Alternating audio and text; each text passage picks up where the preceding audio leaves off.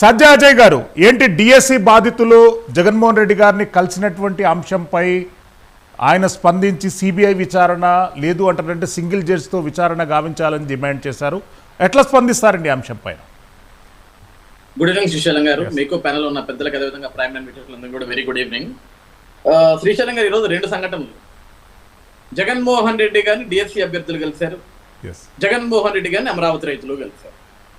ఇద్దరికి జగన్మోహన్ రెడ్డి గారు చెప్పిన సమాధానం ఏంటంటే, దేవుడి దయ వల్ల 3 ఏళ్ల తర్వాత మళ్ళీ మనం వస్తామమ్మా, అమరావతిలో భూములు ఎవరైతే బలవంతంగా లాక్కున్నారో ఆ భూములు మీకు తిరిగి ఇచ్చేస్తాం, మీకు న్యాయం చేస్తాం. అదేవిధంగా డిఎస్సిలో ఎవరైతే మీరు బాధపడుతున్నారో అవసరమైతే నేను అదనంగా కొన్ని కొత్త పోస్టులు క్రియేట్ చేసి మీకు ఇచ్చేస్తా, 3 ఏళ్ళు జాగ్రత్తగా ఉండండి, కళ్ళు మూసుకోండి, నేను చూస్తాను. సార్, ఇక్కడ ఈరోజు డిఎస్సి అభ్యర్థులు నాకు తెలిసి 15 మంది 20 మంది జగన్మోహన్ రెడ్డి గారిని కలవడానికి వెళ్ళారు. కలవడంలో తప్పలేదు, వాళ్ళ బాధ ఏదో వాళ్ళు చెప్పుకున్నారు.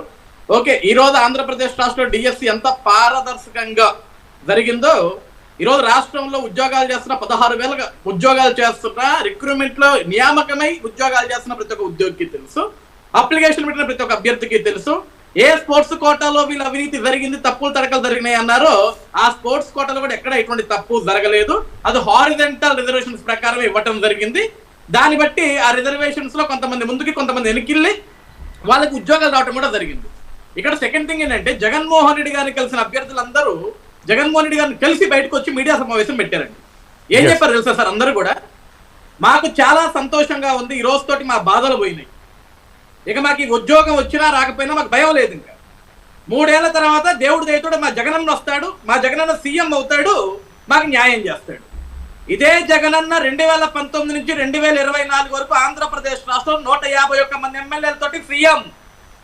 ఒక డిఎస్సి వేల, ఒక డిఎస్సి నోటిఫికేషన్ వేల, ఒక పరీక్ష నిర్వహించాల, ఒక ఉద్యోగిని రిక్రూట్ చేయాల, ఒక నోటిఫికేషన్ లేదు, ఒక జాబ్ నోటిఫికేషన్ లేదు. మరి ఆ జగన్మోహన్ రెడ్డి దగ్గరికి వెళ్ళి ఈ రోజు డిఎస్సి అభ్యర్థులు మాకు ఇంకా అసలు ఈ రోజు తోటి ఉద్యోగం వచ్చినా రాకపోయినా మాకు ఇబ్బందే లేదు, మా జగన్ సీఎం అవుతాడు అంటున్నారు. అంటే దీన్ని మనం ఏ విధంగా అర్థం చేసుకోవాలి శ్రీశైలం గారు? నాకు అర్థం కావట్లేదు.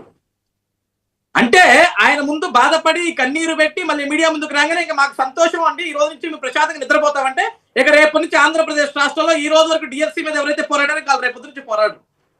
ఎందుకంటే జగన్ హామీ ఇచ్చేసాడుగా, 3 ఏళ్ల తర్వాత నేనే సీఎం ఇచ్చేస్తా, గడిచిన 5 సంవత్సరాల్లో 100 నోటిఫికేషన్లు ఇచ్చా, రేపు వచ్చిన తర్వాత ఇంకో 1,00,000 నోటిఫికేషన్లు ఇస్తా.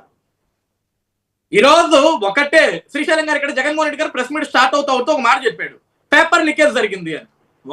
ఒక దాని మీద కన్ఫైన్ అవుతుంది, చెప్పండి. పేపర్ లీకేజ్ జరిగిందా? అసలు పేపర్ లీకేజ్ జరిగేదానికి అసలు ఆస్కారమే లేదు, అది హైలీ ఇంపాసిబుల్, జరగదు. అది మీ ప్రశ్నాపత్రం నాకు రాదు, నా ప్రశ్నాపత్రం మీకు రాదు, అవి సెషన్స్ ప్రకారంగా జరిగిన ఎగ్జామ్స్ కాబట్టి నా సెషన్ వచ్చినప్పుడు మీకు వచ్చిన ప్రశ్నలు నాకు రావు, నాకు వచ్చిన ప్రశ్నలు మీకు రావు. అసలు పేపర్ లీకేజ్కి ఆస్కారమే లేదు. ఆయన పేపర్ లీకేజ్ అని మాట్లాడాడు, ఫస్ట్ థింగ్. రెండు వచ్చేసరికి స్పోర్ట్స్ కోటాలో అమ్ముకున్నారు అన్నారు. ఈ రోజు అసలు డిఎస్సి మొత్తం అవినీతి అన్నారు. అంటే రాష్ట్రంలో 16,347 డిఎస్సి పోస్టులు మొత్తం అమ్మేసుకున్నారండి. ఎక్కడ పారదర్శకంగా జరగలేదా?